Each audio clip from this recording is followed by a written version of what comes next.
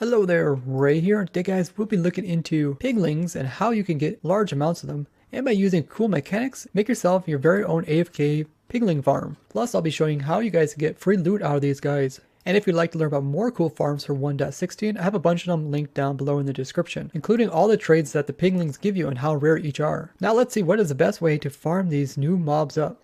Piglings naturally spawn in the Crimson biome in the Nether dimension. There's also a slim chance of them spawning in the Nether Waste biome.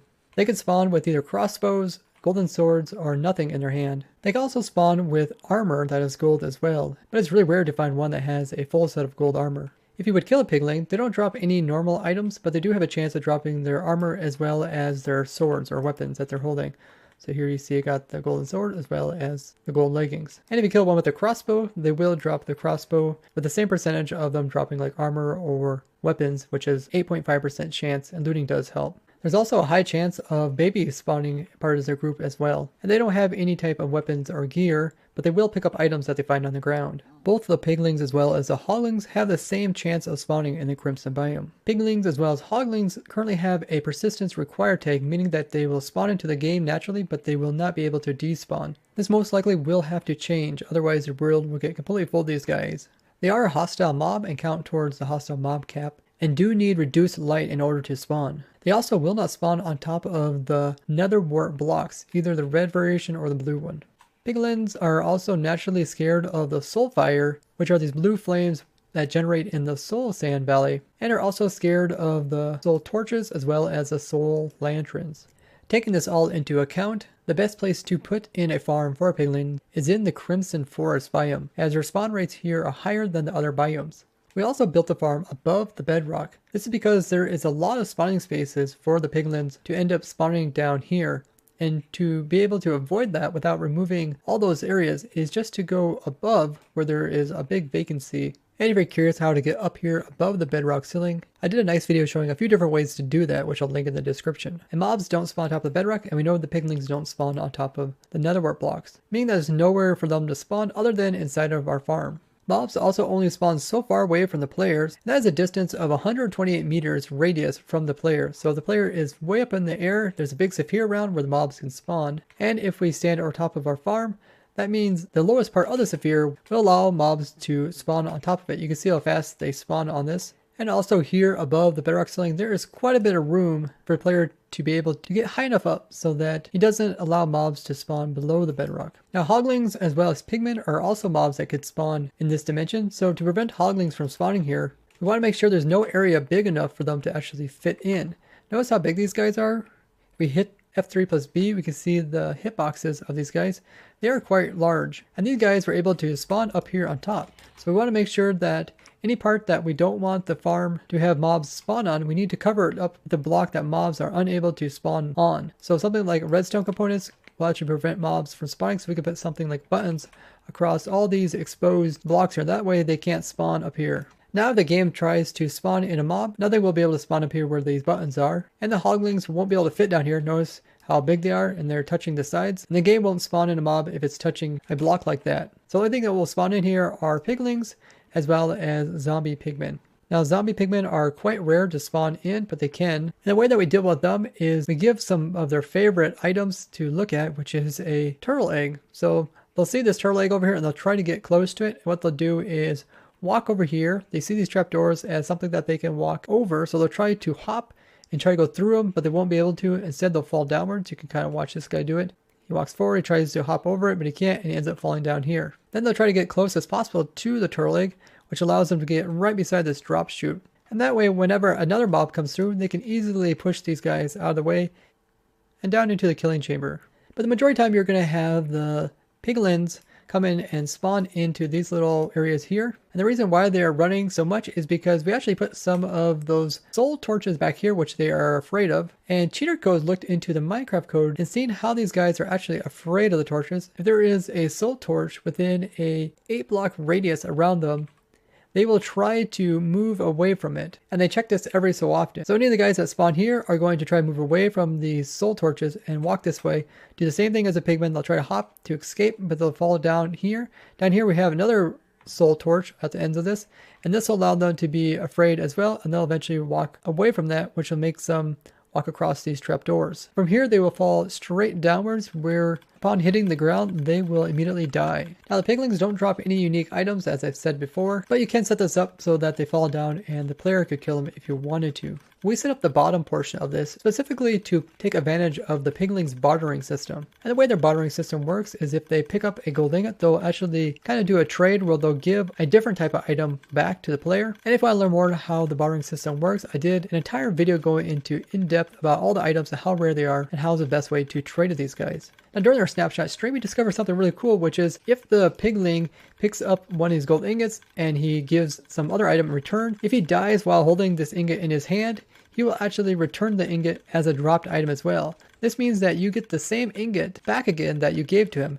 It'd be similar if you gave a villager some emeralds to buy some diamond armor, and then you could kill the villager and get those emeralds back again. So we took advantage of this and made it so that any piglings that come through the system not only are killed, but we can also take advantage of that and try to get some of the items out of them. So every time they fall, they end up picking up an ingot, dropping their own traded item, as well as the ingot once again. And the guy set up an automated system down here to cycle the ingots back into the piglins. So I have a command to put more piglins up there. And you can see them coming down and then dropping down here, picking up the gold, and then dying, dropping more loot. The loot is then picked up through these soul sand by these hopper minecarts.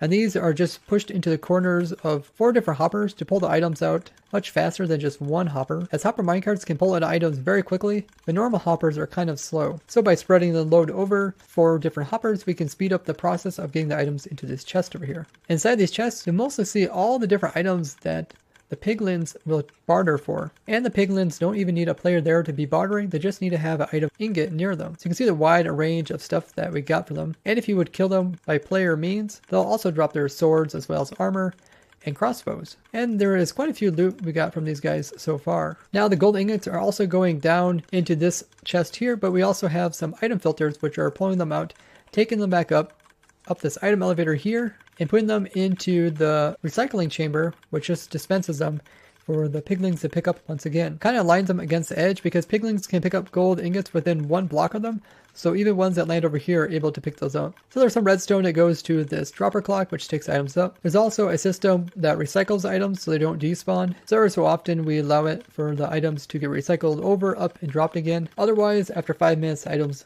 will be removed from the game. And there's some smart clocks on it, which will turn them off when there's no items in here.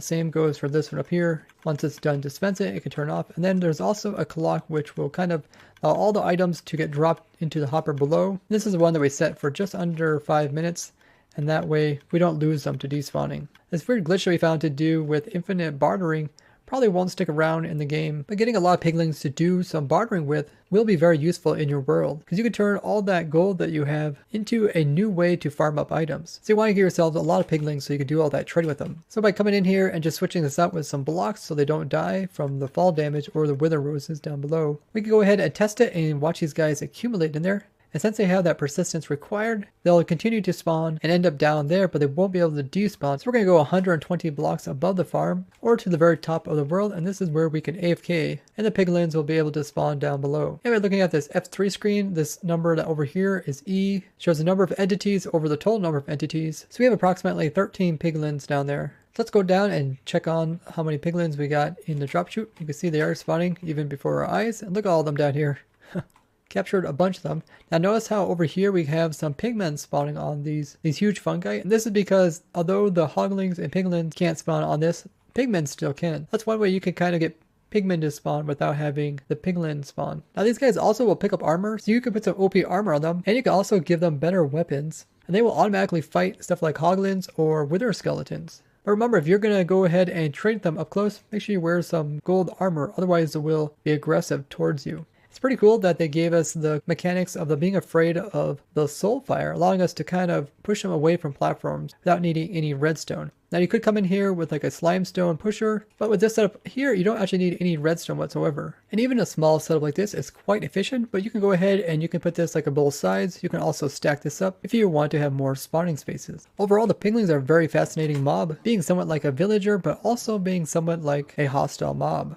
Now during our snapshot stream, we tested a wide variety of things with these guys, and in the last video you guys had a couple more questions to ask about them. One being, how many golden nuggets can these piglins actually hold? So let's go ahead and put a hole into the floor, and we will put one piglin in there. And let's just keep giving him stacks of gold nuggets and seeing how many he can actually hold. So there's 10 sets of gold nuggets. Looks like he's pulling them in. You can see, looks like he took them all in. Okay, 20. There's 20 stacks of gold nuggets. He's pulling them all in. A lot of items. But yeah, it appears that he just takes them all. I don't think there's a limit. Now the player has 36 inventory slots. Let's see if he can actually take in more nuggets than what a player can typically hold. This is 40 stacks. Let's see if he can take them all in. Yep, he's pretty much a gold gobbler. Just eats up all the gold. But let's see if he actually returns in the gold. Some of you guys suggested that he would give the gold back if you killed them. So we killed them with looting. We got his helmet, his boots, and his sword, as well as some XP, but we did not get any of the items that he picked up. So all those gold nuggets are just gone. You guys also suggested that when he takes stuff like gold ore and he looks at it, but then he ends up looking like he tosses it, like his arm goes out. He really just keeps it inside of his inventory. Now he is picking these up one at a time. Let's go ahead and just get rid of the rest of them. So he has probably about 5 or 6 on him. Let's see if he returns any of them when we kill them. So we killed them. And it looks like, yeah, we did get our gold ore back. So he's not disposing of them, even though his hand kind of looks like it's throwing outward. So let's give him 1 gold block as well as 1 gold ore. And he should be able to pick up both those.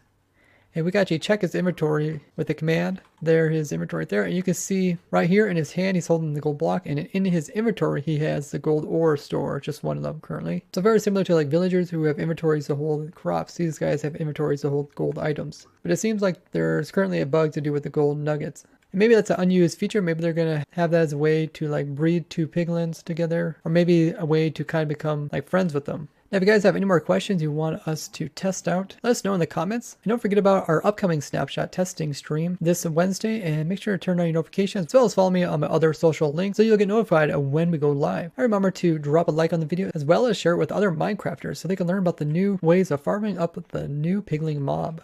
And I'd like to thank you guys for watching. Bye-bye!